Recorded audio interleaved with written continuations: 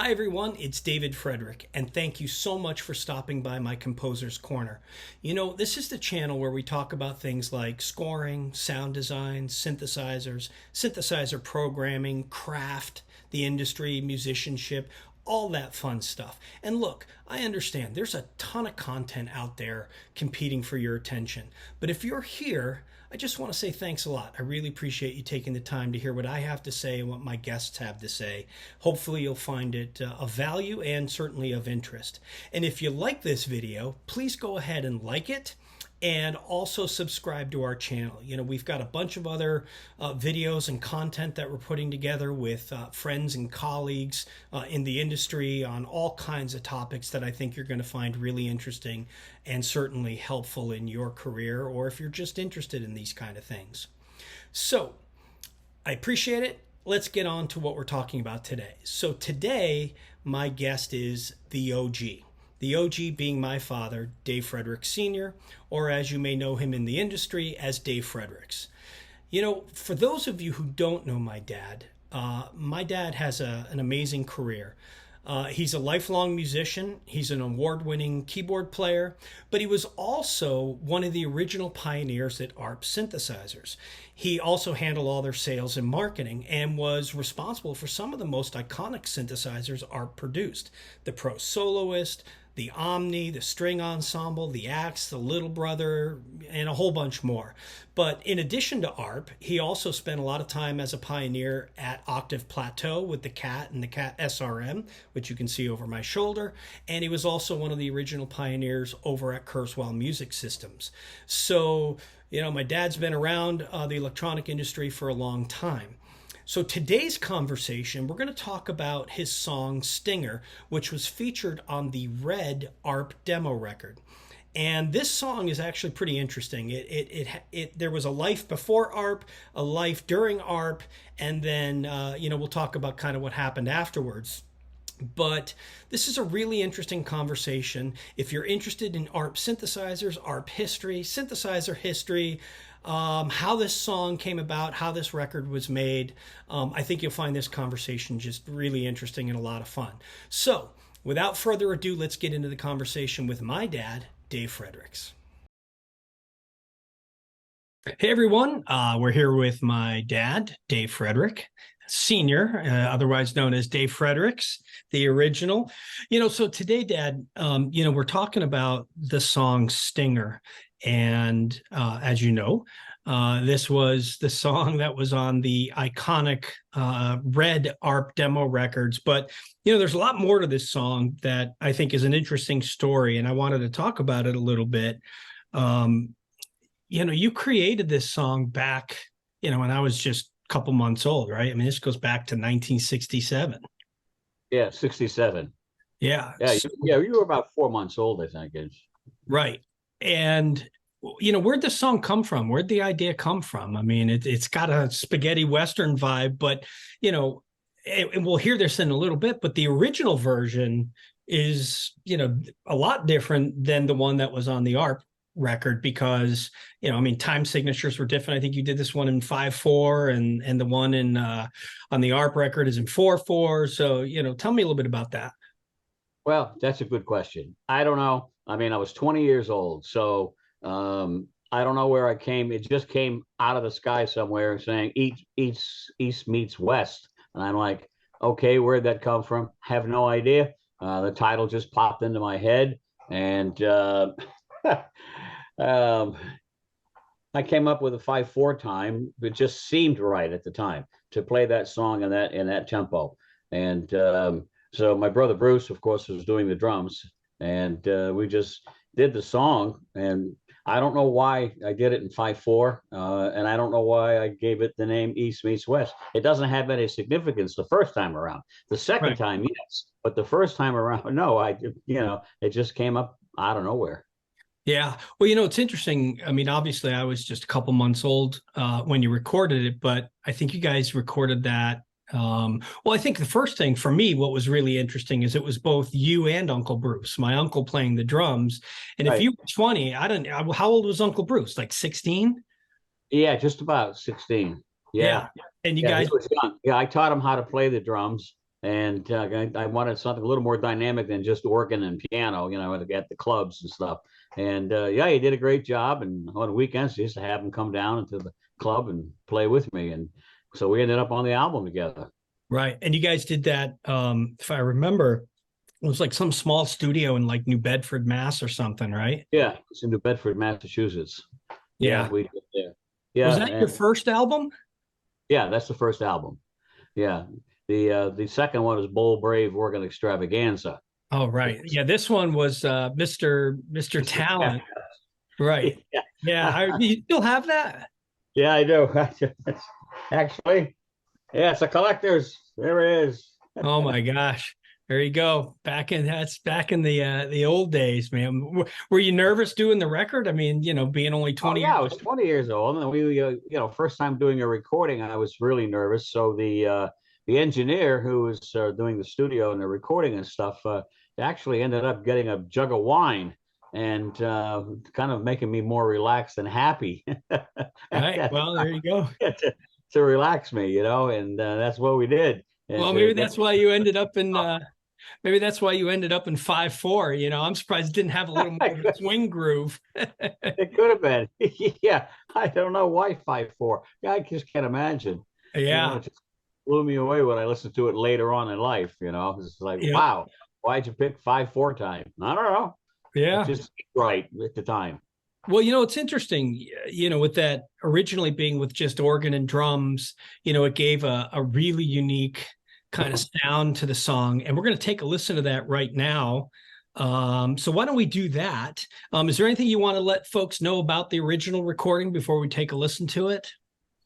I mean, other than the fact that, like I said, we put it together and we did the 5/4 time and played the song, on the organ, and that was it, and that was my first recording. So it was quite an experience, I got to tell you that, because it was just a lot of fun, and the engineer helped out and got me a little loosened up, Yep. to be able to get over the jitters. Like a good engineer. Yeah. But I'm curious, just if you remember, I mean, how many takes did it take to get, the final recording? Well, I'm thinking probably 4 or 5 takes. Yeah. Yeah, that's bad though for, being the, kind of the first gig in the studio and, everybody. Yeah, being nervous. Yeah, you get nervous and well, interesting. Well, let's take a listen to the original and then we'll kind of move on to Arp. So here, right, the good. original known as East Meets West. Yeah.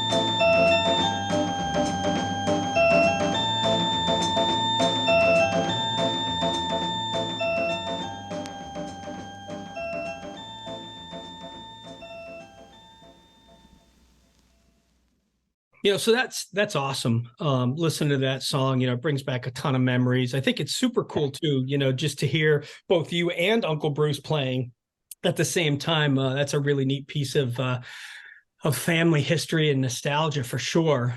Yeah, it sure is.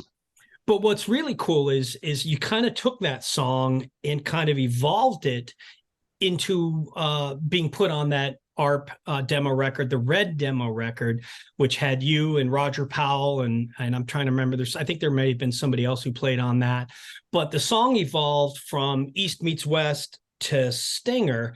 And the cool thing about Stinger was, at the time, what, 1971, somewhere around 21, yeah, 71, which is not that far removed from 1968, when Wendy Carlos came out with Switched on Box. So you're not talking about like decades later. So this is a huge leap in synthesizer technology and how they were used, and certainly live. And the thing that's really cool for me is, in this song on this record, it really used, at the time, the family of Arp synthesizers, right, which were available, the 2600, the Odyssey, the Pro Soloist, and the Eminent organ. So it really kind of brought this unique sound that no one had ever heard of before, with these Arp synthesizers. So I think that's cool. The second thing that's cool is, Uncle Bruce didn't play on that record. Another amazing drummer and percussionist by the name of Cleve Posar, also from the Boston area, played on that. And I know he did a ton of stuff with you guys in the Arp NAMM games and the other records. But, tell me a little bit about kind of how you got there, and going from 5/4 to 4/4, changing the name, the whole vibe. And obviously, instead of playing it with an organ with, two manuals and a drummer, now you've got a drummer and you've got a whole bunch of synthesizers. So what the hell were you thinking? Well, I don't know. I was doing some concerts, in Europe and stuff, and came back, and I got a call from a record company in England, and they wanted me to do a couple of songs and do a record. So I said, all right. So I don't know why, but maybe during that time, I like Westerns, and I like cowboys, and all that stuff, movies. And I guess I was influenced by the, I don't know what you want to call them, spaghetti Westerns. Yep. Yeah. Little, Good, bad, and the ugly. Yeah, right. Yeah. Good, bad, and the ugly, and that kind of thing. One of my favorite was Magnificent Seven. The original. Yeah, good old Elmer Bernstein. Yeah, and for some reason, again, one of those crazy things. I don't know. I ended up trying to do a 4/4 and did it more dynamic with regards to rhythms, and having it going with Cleve playing the percussion stuff.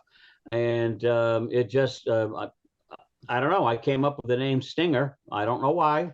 It's one of those things that came out of the sky, and again, Stinger, but I wanted it to be more driven. And definitely is. Almost like a cowboy Western opening theme movie, Yeah. Well, the groove, the thing I loved as a kid hearing this, was the groove that was created between the sample and hold on the Odyssey and Cleve's kind of syncopated rhythm. I mean, it just had this really interesting syncopated groove that I thought was super cool. And I remember, obviously, as a kid, hearing that all the time, and I remember hearing you coming up with some of these kind of sample and hold things at the house and whatnot. And I know, it's interesting, that record, if I remember correctly, and correct me if I'm wrong, it was recorded at Blue Jay Studios in Carlisle, Mass, which was a great recording studio. It was out in the woods, it just had a cool vibe to it. And, I had actually recorded a bunch of stuff there, which is kind of interesting. I mean, you recorded the Arp stuff there back in the 70s, and then I recorded a bunch of recordings for Kurzweil, in the 80s there, which is just kind of an interesting, historical thing. Yeah, but do you remember when you were young and we went to the Boston Museum? They had a light and sound show. Yeah, I was going to talk about that. Yeah, because that. Well, the thing that's interesting about Stinger is, it became an iconic song for Arp. right? Because it really demonstrated some interesting things. And I want to get into them because there's some really interesting things I think people will find pretty cool. But, not only did it kind of become this iconic piece for ARP synthesizers, but obviously it was used elsewhere. And I'll tell the story. But you had taken me and my brother Jamie to the Boston Museum of Science, and we just went for the day, and we were doing our thing. We were getting ready to head home, and we went to this one exhibit. I think it was on technology and electronics and all this cool stuff, and a big screen, and it was like a big presentation, and it was cool. They did all that stuff, and then at the end, everything got dark, and then all of a sudden, you hear that guiro come in and those chords, and we're all looking at each other like, "Wait a minute, what? We know what this song is. What's going on?" And yeah, that was pretty cool. That was quite a surprise, wasn't it? Yeah, they closed the whole show with my song, and Yeah. I remember the guys saying, "And now we're going to play a closing song by my name, of course, and these ARP synthesizers." And he said, enjoy it as we close the show, and it's called I guess he's Stinger, and that's when but we didn't know it until they started playing it, Right. and it was like, wow, okay. Yeah. Seeing Yeah. that the Boston Museum of Science just blew me away. Yeah, it was a really unique surprise, to hear that. And it's really cool too, because, we're going to listen to that song in a second. But what was really interesting about it was, you used the Pro Soloist for the melodic lead, Right. the guitar, like that guitar sound, synthesizer lead, and the bass for the song. And then Right. you used the Odyssey for the sample and hold. On hold. And then really what I think will surprise people is you use the 2600 for the strings and the brass. Horn. Yeah, and the brass. horn section. So, and we'll talk in other videos down the road. We'll maybe do one on the ARP Nam Jam where you did the Love's theme with, and people were blown away because it was actually the 2600 doing the strings, not the string ensemble. But that's a whole nother video. In this song, it was you and Cleve, Right. but Cleve obviously played the drums. But there's some interesting percussion I want you to tell me about that I think people would find interesting in the song. That's kind of analogous to that whip sound, although it's not a whip sound, but just kind of playing off of that whole modern spaghetti western synthesizer vibe. You want to talk about that? Yeah, well, we were at the studio. I can't remember the name of the studio. It's down on Boylston Street in Boston. We were recording, and then that's one part. But then we recorded out at Blue Jays. Yeah. And trying to figure out how to. I wanted to get a whip sound, like a real whip, and to try to do the best thing we could, and couldn't figure it out.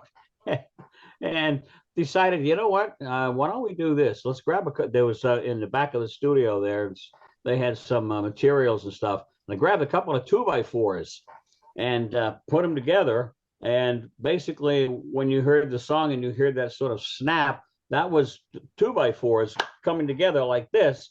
And then, of course, we took the bottom end out and filtered it, so it was just the high end of it, making it like that crack. Right. And that's how we did it, and added some echo, course, to it, reverb. So, yeah, that was pretty cool, to hear that stuff. And like I said, I remember hearing that song bouncing around Berkeley, and it was included in electronic music magazines and textbooks and stuff, because it was really, again, you got to remember 1971, right? I mean, no polyphony, all monophonic synthesizers. And I'm curious, did you record that live, like you and Cleve and playing the whole thing live, or or was it multi-tracked? Well, we did it live as far as the melody and stuff, but we had to do a couple of multi-tracks because, bringing in the horns, right, bringing in the strings, doing the lead, only had so many. Yeah, exactly. It was monophonic, so. And when you're doing an arrangement, as you're bringing in the horns at a certain time, the strings at a certain time, and then the arrangement, we had to add them in as I went along. Right. Well, and the thing too that's interesting is because you did the strings with the 2600 and the horns with the 2600, the first track had to be the root of the chord, the next track had to be the third, and so forth and so on to get those chords. The melody and the thing is it's really amazing because when you think about the strings that were done, it was on the 2600. Right. And they're when you listen to it, it's pretty amazing when you hear those strings. You could think it was the string ensemble, but that was a couple of years after this recording. That's right. This was way before the string ensemble. Yeah. So, it was just the strings themselves, and it was pretty impressive the way the strings came out with the 2600. Yeah. And the brass. Yeah. The brass too. Toward the end of the record, the brass coming in, the hits and stuff. Yeah, that's all 2600, and that's all monophonic, one note at a time. So we had to play a few tracks. Yeah, it's such a cool track, and there's so much going on. You don't. In today's world, you forget, right? Because you take for granted polyphony and sequencers and all these things that you can do now. But back in the day, and again, we're talking a couple years after Switched on Bach. So, the leap, not only in technology, but in performance, is just, it's like a hockey stick. It's incredible. And I also think one of the things that, just speaking objectively is, a lot of times, I've heard people make the comments, well, Moogs were super fat and Arps were a little bit on the thinner side. And, there's probably some truth to that. But I'll tell you, when you listen to this stuff and you listen to, the NAMM Jam stuff and the other things you've done on the Arp Blue record, and we'll talk about those in other videos, but they're pretty damn fat, that 2600, the Odyssey doing some cool stuff. I mean, that Arp sound was really, really fat. And I think that was something that was clearly demonstrated, certainly in this song, but even on that record, even the stuff that Roger did, was really cool. Yep. Yeah. Everybody underestimates. I mean, one of the models, versions of the Odyssey, it did have a little bit slight thin sound because it had a 12 dB filter, which I never liked. And always had arguments about that. We finally came out with the 4-pole filter, and it added that heavy, deep sound. And you can hear it in some of the arrangements, like at the Arp NAMM Jam. You can hear that deep, really heavy sound with the Odyssey. So it was pretty intense. Yeah, it was. It was cool, and I think that's very clear in this song. So why don't we, take a minute and let's take a listen to your version, the iconic version of Stinger, using the Arp 2600 for horns and strings, the Odyssey for sample and hold, the Eminent organ for some comping, and the Pro Soloist for the lead, the solo, and the bass. Why don't we take a listen to that? Right.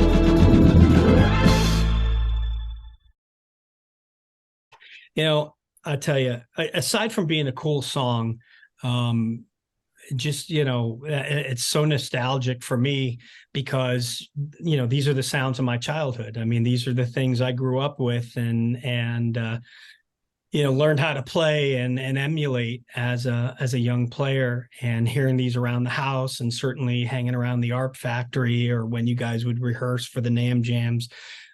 These are the sounds of my childhood. So, super cool. I hope everybody really enjoyed that. Before we move on to kind of the next generation, do you want to say anything more about Stinger and that kind of the vibe? No, it was just it's a great song, and I think it would make a great Western.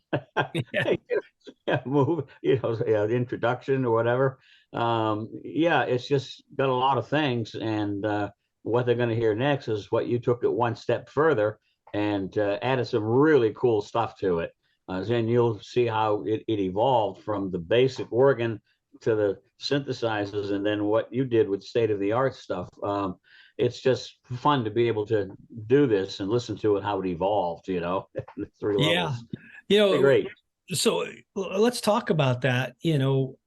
So my version of Stinger really was kind of was just one of those spur of the moment things. I was dialing up a couple patches on the 2600. I got a sample and hold going, and then I laid that down, and then I had another sample and hold. I was just screwing around, and I'm like, man, this kind of sounds like that Odyssey sample and hold my dad did in Stinger, So I had that thing going, and then I'm like, let me pull up a B3, and I'll get on the B3 and I'll lay those chords down, and it was just like I was just playing around. But then I'm like, all right, well, let me put that down, and then the next thing, and then the next thing you knew, I had put together this kind of hacked up version of Stinger. And of course, it doesn't follow the same, song structure as you, because I really had no intention of doing it. It just kind of came together this way and literally whipped it up in less than an hour.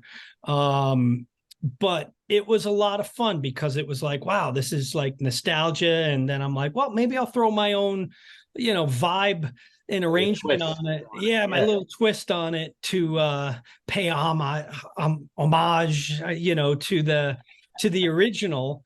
But in my version, certainly the 2600 carries the most of the weight of the song, all the sample and hold, the bass, a lot of the effects, a lot of the portamento effects.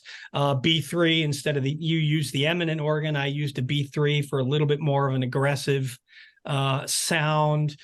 And then, I kind of flipped the script a little bit and kind of broke it down after the bridge and kind of went into a Latin jazz kind of vibe with the horns and the grand piano and a little Montuna and, stuff like that, because that's just kind of the vibe I love, and I love Latin jazz. So it was a neat way to kind of tie it all together. But is it song form perfect? No. Is it even performed perfect? No, because it was just something I whipped up. But as we talk, when you listen to kind of the history of where it started when I was a couple months old, and you did that on that record, and then it went to the Arp record and kind of took a life of its own, and then kind of ending as this kind of funkified I wanted to pay homage to Cleve as well, so I tried to make program the drums in a little bit more syncopated and whatnot. So it's kind of fun. So I guess maybe kind of in the spirit of that, maybe I'll do another arrangement, kind of more in a film score style with the orchestra. Well, yeah, I was going to say maybe next time we'll do a more sort of an orchestra symphony, that can be. Yeah, exactly. A little more in line with what you originally were thinking, 55 years ago. But why don't we finish this conversation? We'll finish it and play my version called Stinger Reborn. But before we do that, Dad, I just want to say thanks. I appreciate it. It's always fun to reminisce and talk. There's a lot of great stories about the early days, and certainly about Arp and how these records were made and how they were used. Because I do think from my perspective, having kind of been there, growing up in that industry with you as a young child and learning how to play and started playing. And, it's interesting because again, I go back to, I don't think people realize how far we've come in electronic music and what it was like when I first started playing. And certainly, I mean, you were at the beginning, right? I mean, there was no book, there was no Korg, there was no Yamaha or Roland. There was only Arp and Moog, and you were And there making were no stuff owner's as you went manuals. along. There's no owner's manuals. It Yeah. was like fly by the seat of your pants. Yeah, you couldn't go and say, well, let's see what Korg did, or let's see what Yamaha did, or there was nobody. It was Arp and Moog. You were laying it down, setting the standard, building that cornerstone, and again, being able to do the things that were done back in the day with monophonic synthesizers, I think is an underappreciated art, and certainly underappreciated by, I think, a lot of folks in the industry, because we take for granted that you push a button and you've got unlimited polyphony and you got all kinds of sounds. And back in the day, man, you had to work for it. Had to really work for it. I mean, you had to be ambidextrous, and I mean, moving your hands all over the place very quickly. Yeah. Well, before we leave, I'll go back to the story I always love to tell, when I talk about, monophonic synthesizers, and I think back about the ARP NAMM jams, where you and Mike and Tom, Mike Brigida and Tom Piggott were playing, and you and Mike would have, 3 pro soloists set up really close together, because in order to get harmonies, you'd have to play one note with your pinky, another note with your thumb and pinky. Yeah. As you're playing live to get harmonies and chords. So you and Mike would be playing, doing these crazy things, or again, I don't want to get too deep in the weeds, but I remember, you guys making those little wedges, with felt on them, that, you would take this little wooden wedge and you'd slide it on the key to hold down the note, to play the sample and hold or whatever was going on while you were playing it. You pull the wedge out, stick it on the next key. And this is old school level stuff, that, again, I don't think people realize this is how it was done back in the day. How creative you had to be, back then, because like you said, you can only play one note at a time. So what do you do? To create a whole orchestra or a big band or a rock group, you got to have this kind of thinking, saying, well, what do we do? How can we do this? Right. And these little felt things, we stuck them in there, and we had another finger, Yeah. Yeah. just Yeah. added to the hands. And Yeah. that was a very creative time. I gotta tell you. Yeah. Yep. A lot of fun though. It was just great. And the sounds that came out of that era, even to this day, you think of the 70s and early 80s, and just the creativity of musicians and keyboard players, and, whether it was Keith Emerson or Rick Wakeman or Jeff Downes or Tony Banks and, Chick Corea, Herbie Hancock. I mean, you can go on and on and on and on and on. I mean, there's so many great musicians that kind of utilized synthesizers in very unique ways. And I know I missed a ton of people, so, don't blow me up in the comments. But that was a good time and a great era of music. So, and I'm thrilled that, Stinger was a part of that, and some of the other things you did with ARP. I mean, it not only showed the world what could be done with synthesizers, but done in a very unique musical, which I think is interesting, musical way versus just kind of weird noises and, sequenced stuff. I mean, this was actually used in an orchestral mindset. I mean, obviously we didn't have samplers and the things we can do today, but back in the day, I mean, that was pretty impressive and pretty amazing. So I appreciate that. And what a great song, Stinger, and I hope the audience loves it, and I hope they dig it and find it interesting. I hope you enjoy my version of it. My dad's versions 1 and 2, and we'll come back and we'll be talking about other stuff down the road. But thanks, Dad. Appreciate it. It was my pleasure. It was, just a lot of fun. Again, catching up and chit-chatting about it. It's great. Yep. Appreciate that you're doing this and keeping it alive. Yeah, keeping the song alive. All right, well, let's take a listen to my version of Stinger Reborn. Yeah, Reborn. All right, guys, let's take a listen. Thanks, Dad. Talk to you soon. All right, see ya. All right, bye.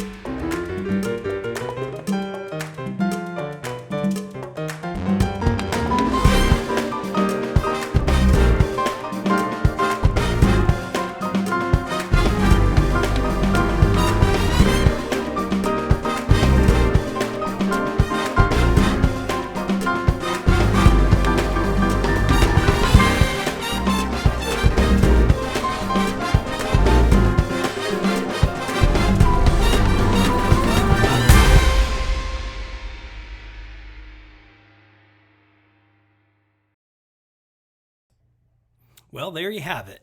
East meets West, Stinger and Stinger Reborn. I really hope you enjoyed the opportunity to hear all of those different versions and the story behind them.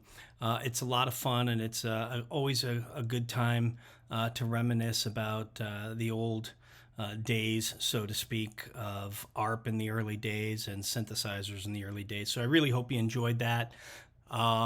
Just a point of clarification, after having the opportunity to go back and listen to those things, I believe East Meets West was actually in 4/4, not 5/4, but that's okay. As time goes by, sometimes you forget, and but regardless, I really hope you enjoyed that. That was a lot of fun. All right, so why don't we move on here? Just a couple of, housekeeping things and some shameless promotion.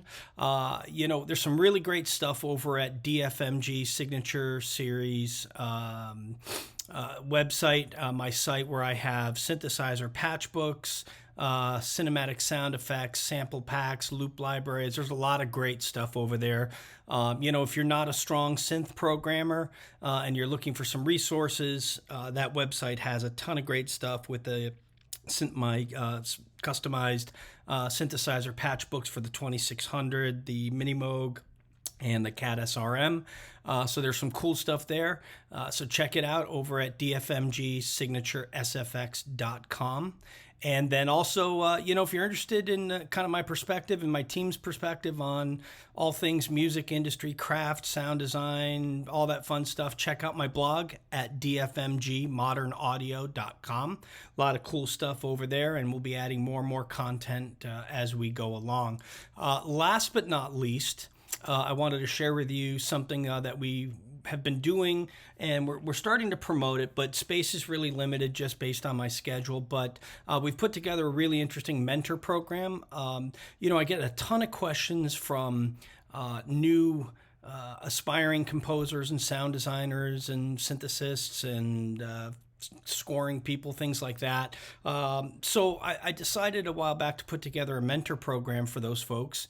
When we talk about all kinds of things, scoring, composition, industry, career advice, synthesizer programming, sample, all that fun stuff. So if you're interested and that's something you think might be of value to you, definitely check it out. You can learn more about that at the dfmgsignaturesfx.com website and check out mentor program. But there you have it. I hope you enjoyed it. Again, if you dig this video, please like it and please subscribe. We've got a bunch more planned. Some great folks coming up that I think you're really going to enjoy. And we're going to be talking about all kinds of different topics, not just synthesizers or scoring, but, you name it. So there's some cool stuff coming up. So definitely stay tuned. And again, I really hope you appreciated it. And, see you next time. Thanks.